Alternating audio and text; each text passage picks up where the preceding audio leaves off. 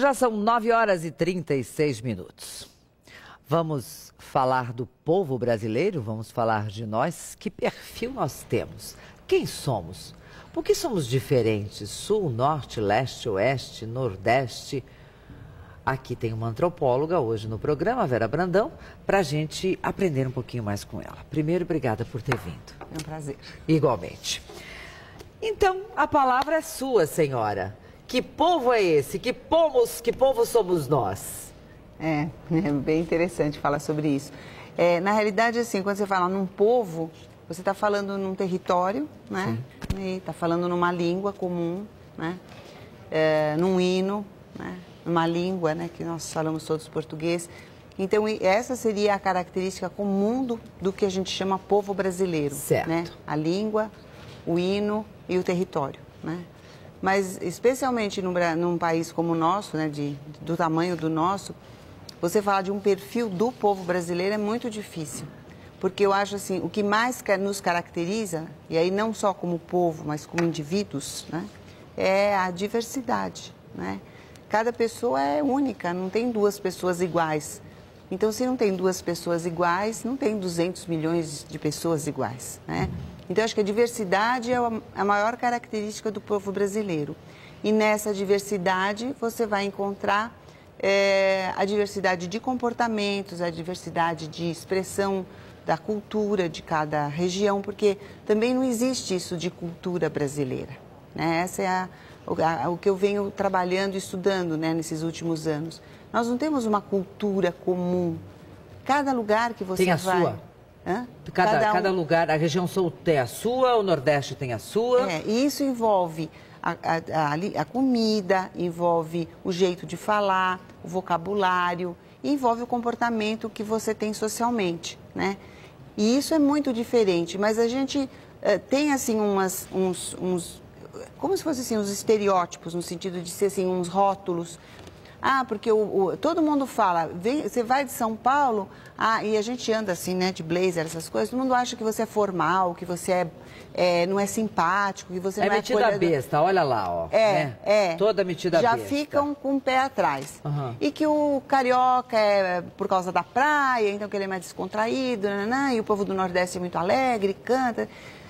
Será que é assim mesmo? Eu acho assim, a gente só pode falar isso, acho que quem não conhece nada do Brasil, né, que nunca saiu do seu pedacinho. Então, isso passa na mídia, essa é a imagem que passa na mídia, então você assimila aquilo como se fosse verdade. E, na realidade, a verdade do povo brasileiro não existe, né? A gente, cada pessoa é de um jeito. Não tem algo que seja comum?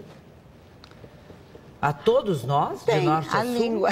A língua. Mas tem coisa que lá no Nordeste a gente não entende. Exatamente. Tem coisa do Sul que quem mora aqui não entende. Exato. E isso são os regionalismos. Certo. Por isso que eu digo, não dá para falar, mesmo considerando a língua, no Norte ou no Sul ou em outros lugares, existem expressões idiomáticas tão próprias que outro dia mesmo eu estava dando um curso em Fortaleza e fizeram uma brincadeira e disseram uma expressão e eu fiquei meio assim, eu falei...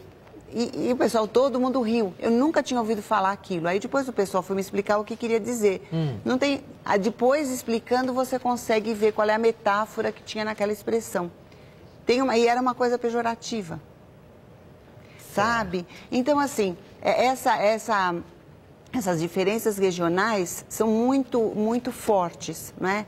E o jeito de cuidar, de tratar o outro. Então, essa aparente cordialidade, que todo mundo fala, o brasileiro é um povo amigo, cordial, alegre.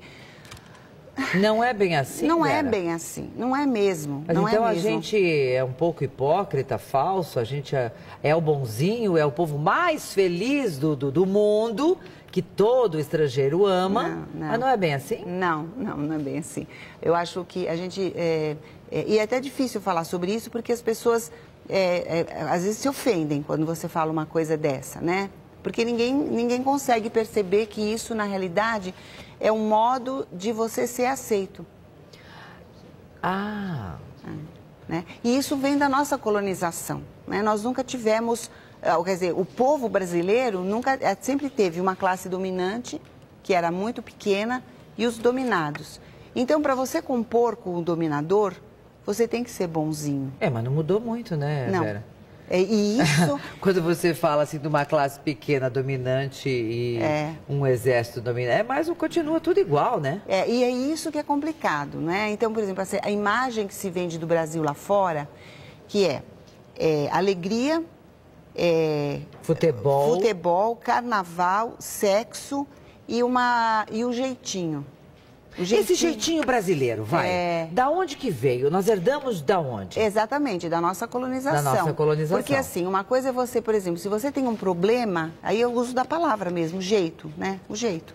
Então, se você tem um problema, você pensa assim, como é que eu vou resolver esse problema? Que jeito que eu vou dar nesse problema? Então, você pensa, se você você elabora uma estratégia de atuação e resolve aquilo que você tem para resolver. Então, é um jeito de resolver. Como é que é o jeito da Olga? A Olga é séria, a Olga é alegre, a Olga... Como é que é seu jeito, né? Como é que é a casa da Olga? Então, a casa da Olga tem o jeito da Olga. A minha casa tem o meu jeito, que é diferente do jeitinho. A mesma palavra tem uma conotação pejorativa. Certo. E o que é o jeitinho? Já que eu tenho um dominador e eu sou o dominado, o que eu faço? Para poder conviver com esse dominador, eu dou um jeitinho. Então, eu me aproximo dele numa pretensa, entre aspas, cordialidade e amizade, mas na realidade eu estou com ódio dele, porque ele me domina e eu tenho consciência disso, mas eu não tenho armas para lutar. Então, o jeitinho é tentar driblar essa convenção. Só que, como nós vivemos numa sociedade, nós somos regidos por leis. É isso que nos faz seres sociais. São as leis comuns, que eu obedeço, que você obedece, e que faz com que a gente possa viver junto numa sociedade. O problema é que no Brasil, esse jeitinho é um jeitinho de burlar a lei sem ser imoral. Então, isso é muito difícil as pessoas entenderem. E muito difícil de mudar. Muito. Porque isso é uma coisa assim que, entre aspas, é como se fosse um ranço que a gente carrega. Então, assim, aquele sistema de oligarquia, né, onde pouquíssimos dominam a maioria, que isso continua prevalecendo, especialmente no norte e nordeste do Brasil. E isso não é um preconceito contra eles. É experiência de vida. Eu viajo muito, dou muito curso fora e às vezes eu fico muito tempo num lugar. Então, no começo é cordialidade absoluta. Depois, no convívio, você começa a perceber essas composições possíveis.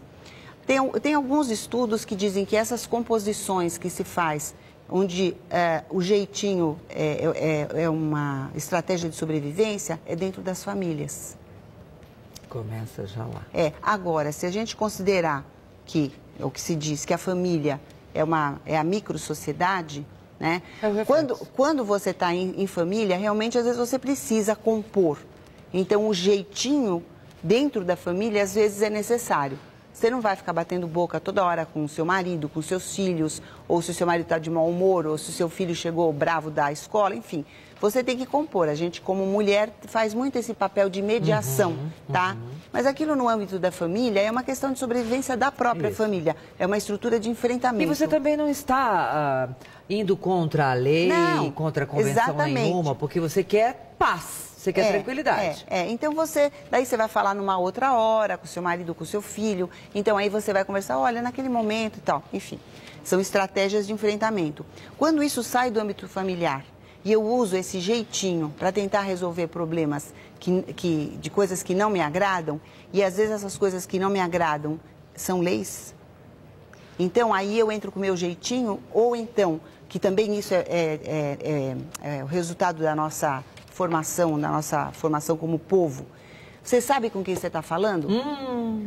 Então, assim, na hora que você falar isso, você sobe e põe o outro lá embaixo, né? Então, e isso é uma coisa que existe até hoje, né? A gente vê isso no dia a dia da nossa vida. E isso é uma cadeia, né?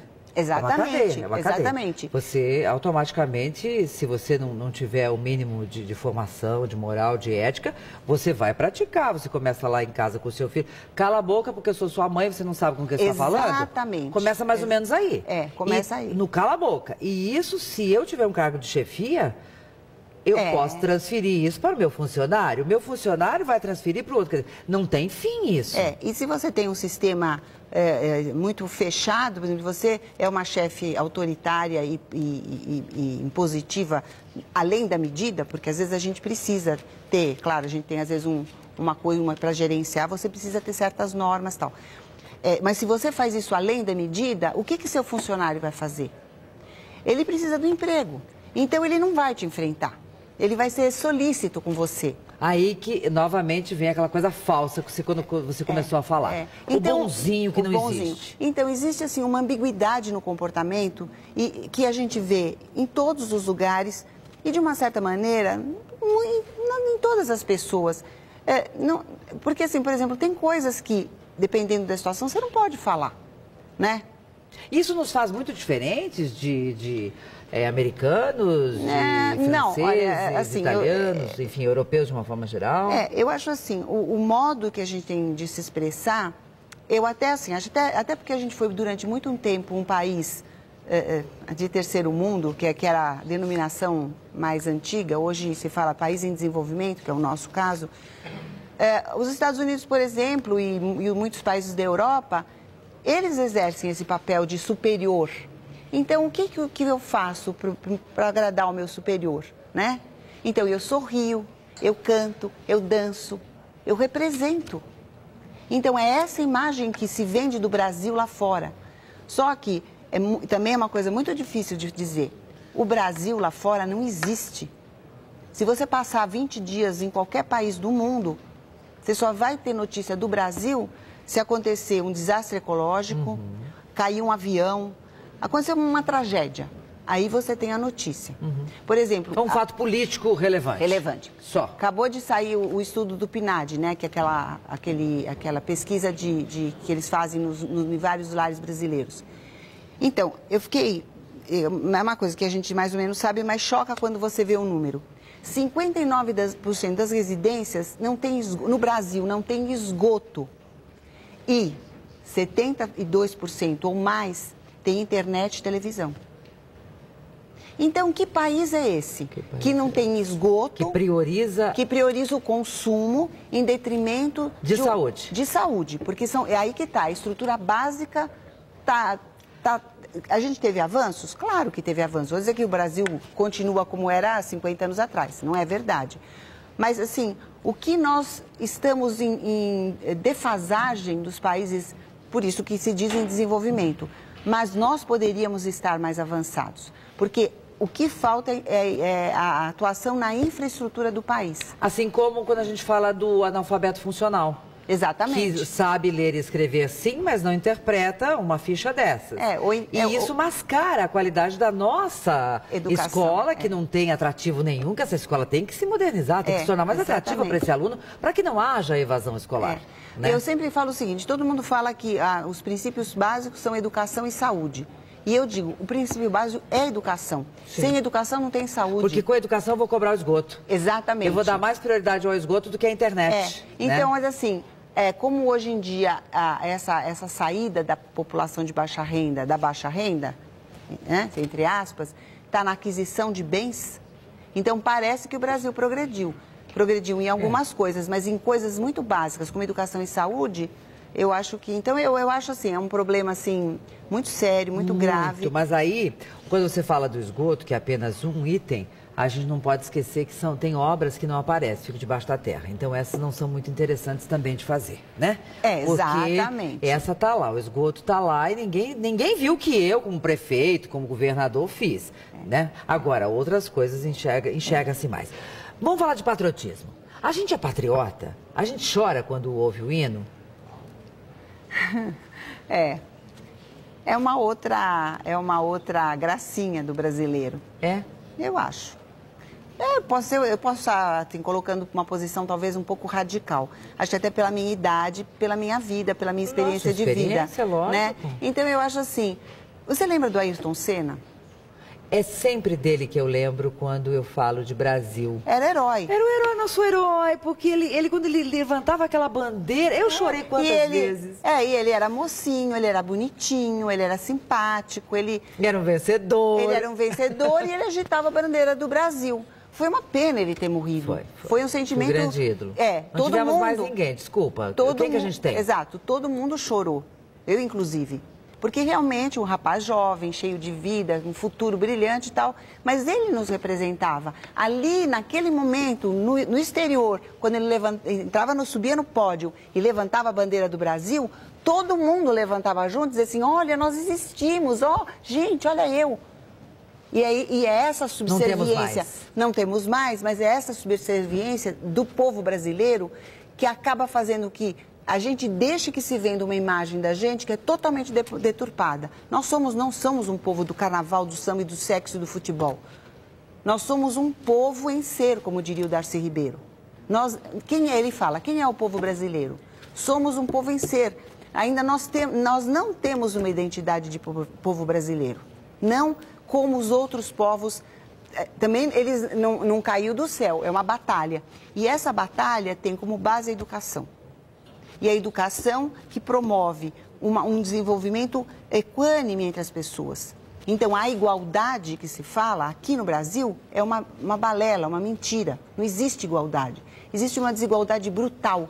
E essa igualdade que se diz que existe porque hoje as pessoas podem comprar uma televisão, isso é uma fantasia para vender um Brasil que não existe. E esse Brasil que está sendo vendido lá fora hoje por conta da Copa do Mundo? O que esse estrangeiro vai encontrar aqui quando chegar? Olha, desculpa, eu tenho uma filha que mora na Alemanha, então há 10 anos eu vou pelo menos 3 vezes por ano para a Alemanha. Eles dão risada da gente.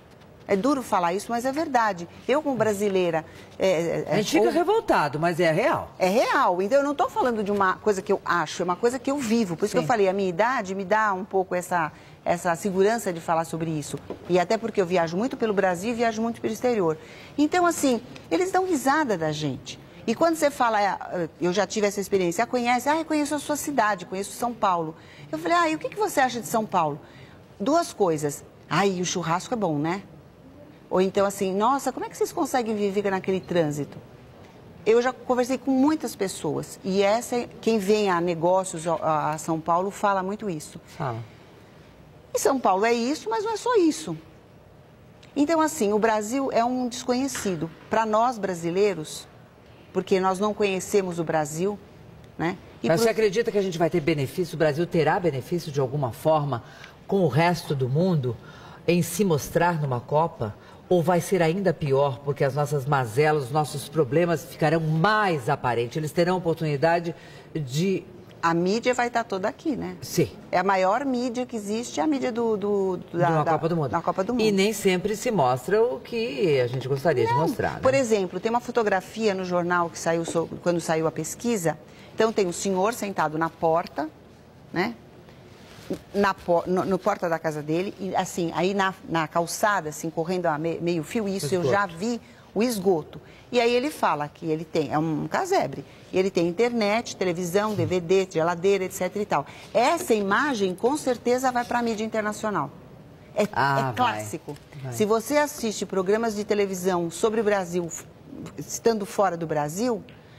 É de embrulhar o estômago. A gente fica muito revoltado porque só o que tem de ruim. Também não se mostra porque a gente tem coisas boas. Claro, temos. Mas eles não mostram nada de bom que a gente tem. O que eles mostram de bom é uma máscara, que é essa coisa da alegria, do futebol, do carnaval, das mulheres. Isso é uma máscara, né? Eles não mostram boas realizações do Brasil. Nós temos excelentes realizações. Não é isso que é mostrado. É mostrado uma face carnavalesca, vamos dizer assim. Brasileiro é tudo, só gosta de festa e carnaval. Não é nem um povo que gosta de trabalhar, mais ou menos isso, né? Parece que é um bando de vagabundo que não gosta de trabalhar. Pois é, então eu acho que isso é uma coisa que nós somos responsáveis.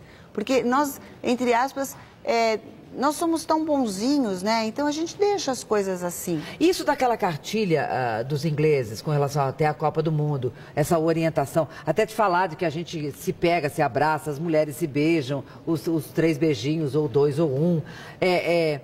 Você acredita que essas coisas acabam ajudando ou prejudicando a imagem da gente lá fora? Não, isso não é muito bem visto. Não Aliás, é bem nem visto? Um pouco bem visto. Não, lá todo mundo te cumprimenta com um aperto de mão. E esse negócio de beijinho, os namorados não se dão beijinhos, muitos. Hoje em dia até que está um pouco mais light.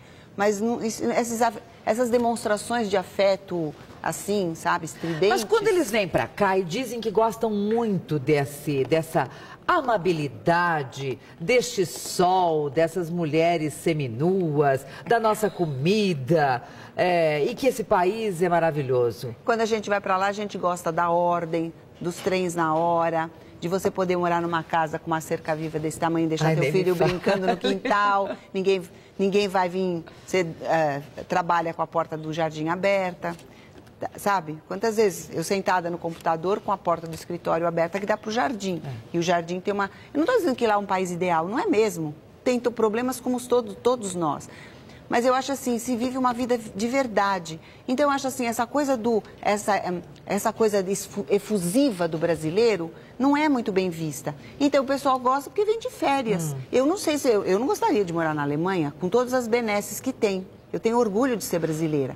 Mas o que eu acho é que a gente, quem tem a condição de poder falar sobre o Brasil, tinha que passar uma imagem do Brasil mais realista. Vera, nós temos uma diversidade grande de cultura, por exemplo, de regionalismos, né?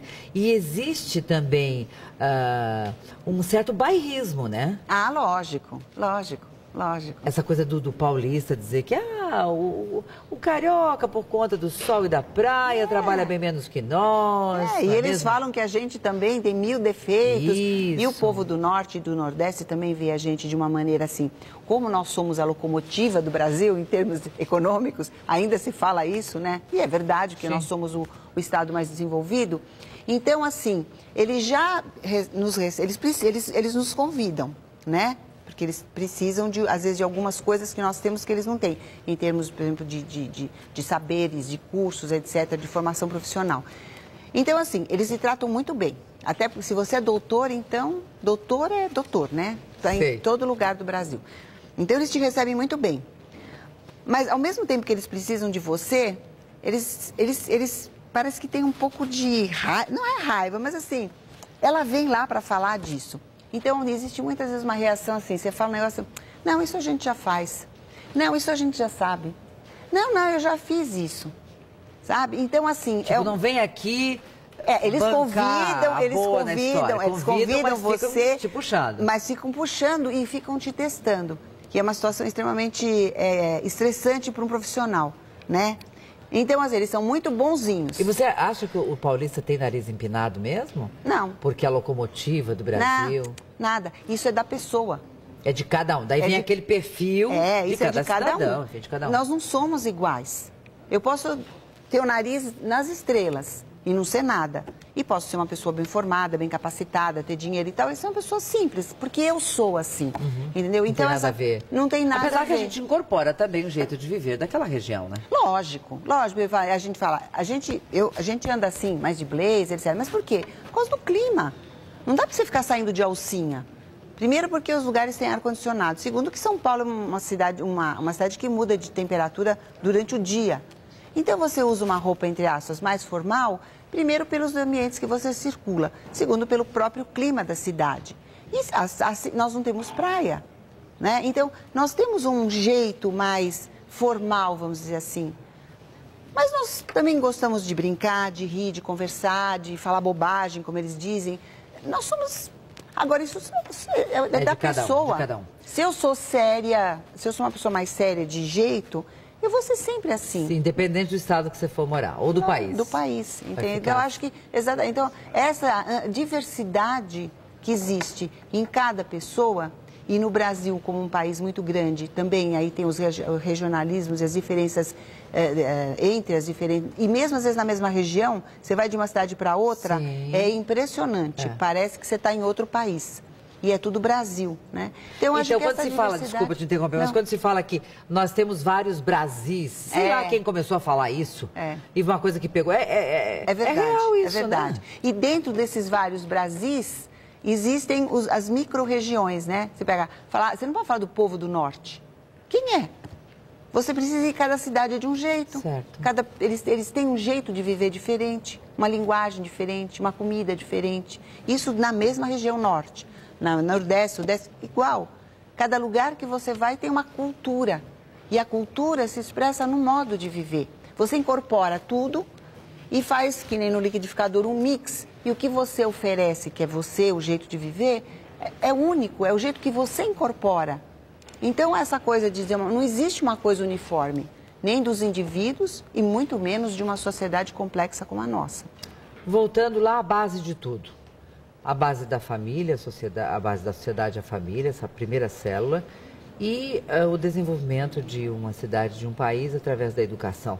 Qual é a nossa saída, hein, para a gente ter uma condição de vida melhor daqui 50 anos, daqui 30 anos, né? Não, para daqui 50 precisa começar hoje, já pois devia ter começado. A educação já, né? para daqui 50 a gente sabe que só muda. E a gente sabe que todos os países que estavam lá arrasados, acabados por guerras, ou enfim, eles se levantaram e viraram potências no mundo através da educação. Por que a gente não enxerga isso? Porque a gente é um povo bom, inteligente, a gente não é um povo burro. Não, imagina. Nós somos inteligentes, nós somos capazes. Somos. Por que a gente não muda isso, Vera? Por causa das estruturas oligárquicas que permanecem. É isso. O Brasil está estagnado por causa de uma mentalidade. Por exemplo, uma das coisas que eu vejo muito na área da educação, onde eu também transito bastante, é assim, existem as panelas. E as panelas repetem modelos da colonização. É quem tem o poder e quem não tem o poder. Então, enquanto essas estruturas... Tem leis, mas aí tem os jeitinhos de driblar as leis. Aquele jeitinho malandro. Malandro, né? Que não é... Você não pode ser imoral ou amoral, né? Então, você dá um jeitinho de burlar. Mas quanta coisa que imoral, mas está na lei. Já ouvi isso até de político. Desculpe, minha querida, pode ser imoral?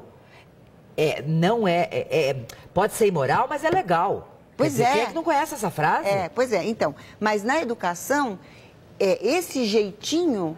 Elimina no sentido de criar água embaixo e fazer ficar fofinho, que nem quando você tem uma mina de água embaixo do terreno, elimina a raiz da onde você poderia colocar uma semente que crescesse forte, sabe? Sim. Porque assim, por exemplo, esse negócio, uma das coisas que eu acho, você já viu como os professores faltam na escola? Deus, nem fale. Aí vem assim, porque a gente ganha mal, porque não tem condições. Então é um círculo vicioso, a mesma coisa quem é médico do Estado. A gente ganha mal. E eu sempre falo isso, quando você faz um concurso, você sabe quanto você vai ganhar. Então, isso é uma desculpa imoral. Eu trabalho mal porque eu ganho mal. Eu já fui muito criticada por isso, viu, Vera? Já fui criticada até por professores, uma certa ocasião por enfermeiros, eu lembro de um comentário. E continuo, eu também penso desse jeito. Quando eu decidi ser radialista e quando eu comecei, eu sabia que pagava mal pra caramba. E, aliás, trabalhei de graça há muito tempo. Mas foi a condição, eu sabia, não estava ali amarrada. Então, é de cada um. E aí, assim, eu acho que, assim, o que faz a diferença? E o que pode mudar? Às vezes, todo mundo espera grandes ações. Não vem as grandes ações. Ou então, se vem, é uma coisa, é uma tampa. Por baixo continua tudo igual. Então, você tem uma coisa aqui, parece um negócio, nossa, super legal. Aqui está tudo podre, nada funciona. Então, eu acredito em microações. Sabe, eu sempre falo isso. Eu acredito que as pessoas podem mudar. Cada um fazendo a sua parte. Através de uma conversa como hoje aqui tivemos, eu tenho certeza que algumas ações podem começar a acontecer dentro de casa. Porque é a partir da minha casa que eu vou mudar a frente da minha casa, a minha rua, meu bairro, minha cidade, meu estado e meu país. Um pouco isso. É mais ou menos isso. É difícil, parece, de fazer? Não. Se cada um fizer a sua parte. Isso é uma coisa, todo mundo fala assim, você é uma utópica. Mas sem utopia, muitas utopias hoje são realidades porque alguém lutou por elas. Então, eu acho assim, essas microações que nem nós estamos fazendo hoje, podem ser transformadoras. Desencadeia aí um processo novo. Adorei te conhecer, viu? Obrigada. Você é ótima mulher. Obrigada. Que bom te ouvir. Você é tão firme no que você coloca. Obrigada. E as suas convicções realmente são muito boas. Tem algo que as pessoas possam te acessar por algum site? Olha, na realidade, assim, nós temos faço parte de um portal, né, de notícias, especificamente na área do envelhecimento. Então, é uma revista online, né? Como que eu acesso? www.portaldoenvelhecimento, tudo junto.org.br. Muito bem, vou acessar, vou conhecer. Tem uma revista também, o portal, eu sou uma das editoras. Legal. Lá as notícias são mais sobre a questão do envelhecimento. Mas nós envelhecemos nesta sociedade. Nessa sociedade. E nunca se ouviu falar tanto de envelhecer bem, com qualidade e tudo mais, né? Mas sem estrutura fica difícil, né? Fica muito difícil. É Na propaganda tudo é muito bonito, mas na prática a gente sabe que é bem diferente. Obrigadíssimo por ter vindo. Muito obrigada, minha linda. Que conversa boa, meu Deus. Oi, meu amor.